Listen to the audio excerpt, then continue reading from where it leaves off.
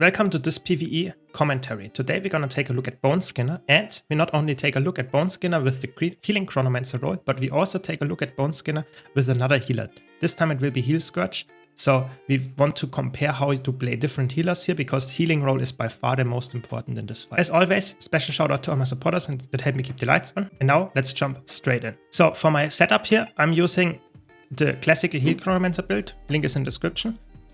And I'm using the Well of Recognition so that I can give stability and, more importantly, Ages actually in this fight. Then I also use Signet of Illusions. That's to reset my shatters, and therefore I can, so to say, shatter 8 times, get 8 times the healing and that kind of stuff, and the nice boons.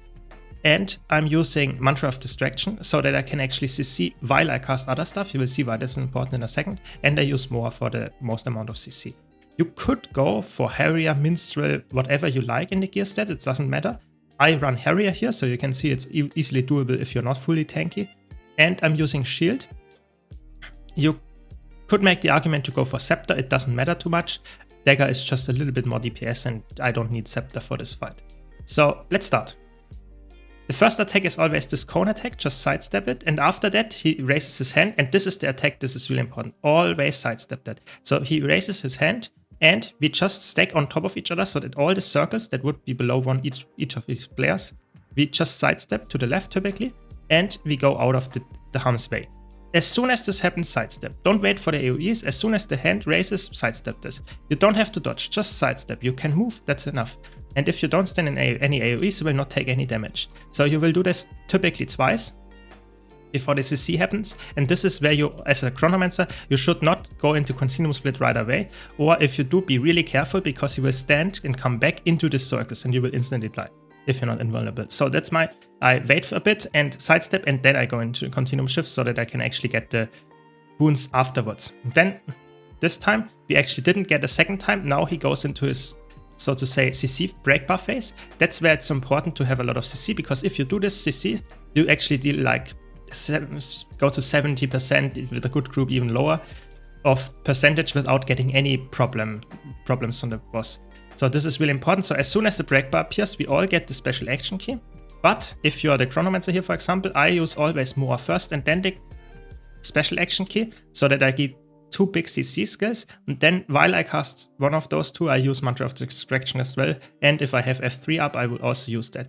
And then you deal a lot of CC, and you will most likely guarantee, if everyone else uses it, that we get the exposed buff and the break bar, and after that, if you're lucky, we get something nice to give us another spirit action special key.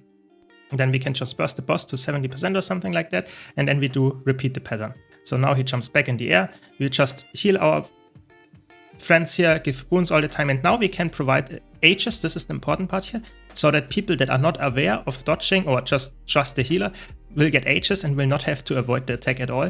They just can DPS the boss as soon as it comes back. Besides step, this attack can be negated with stability, so if you want, you can also give stability. I knew we have some stability left over from the Well of Recognition. Just sidestep again, heal, then I again give some Ages, heal our allies, and that's the important part here. Sidestep this attack as well, because you will die, it does a lot of damage, and typically you just keep just an eye on the health bars of your allies and provide Ages and stability when the boss's attacks can be negated like that. And typically, this is the important part here, the AoEs that are on the ground here from the wisp around us, they don't matter too much. The damage that we take here is typically just from the ticking damage that we didn't have to lit the torches here. And the healers can easily negate that, but if you are a bad healer, you will actually die. The DPS will die just randomly without taking any damage from any attacks, just the aura damage. You can see it ticks quite hard. This is just ticking damage. It's not applying any other pressure, it's just the healing pressure that we get from the unlit torches. So here we have to be a bit careful. I can also, you can see the one of the squads is actually getting way more pressure than the other one. My squad is almost always topped off, and if that's the case, I can also heal the other squad. But if it's not, then I'm so to say, they are left on their own. I can't heal 2 squads if they are not at full health, at least one of them. And that's the fight, yeah. So you can see, just heal. The last few percentage obviously are always the hardest, because then the healing pressure is the highest, or the damage pressure for the healing. But it's easily bearable on most healers, so keep that in mind. If you want to see not a commentary, but a dedicated guide about Boneskinner with every single attack and stuff, explained in detail and how you can avoid it and how you can actually see it and stuff. Very, very detailed. Be sure to check out this video. And if you want to see more content like this, don't forget to subscribe. But now to the heal Scourge person. So here we have another round. I wanted to showcase this on Scourge as well. Here's Alacrity Scourge. This is before the staff rework, this video, but it doesn't matter. You will play it similar if you would play the staff variant. The most important thing here is that you have Spectral Grasp with you and the Flesh Golem. Of course, the other two barrier skills to give Alacrity as well and the Well of Blood, but those two skills are the CC skills that are really important. You will see that why in a second.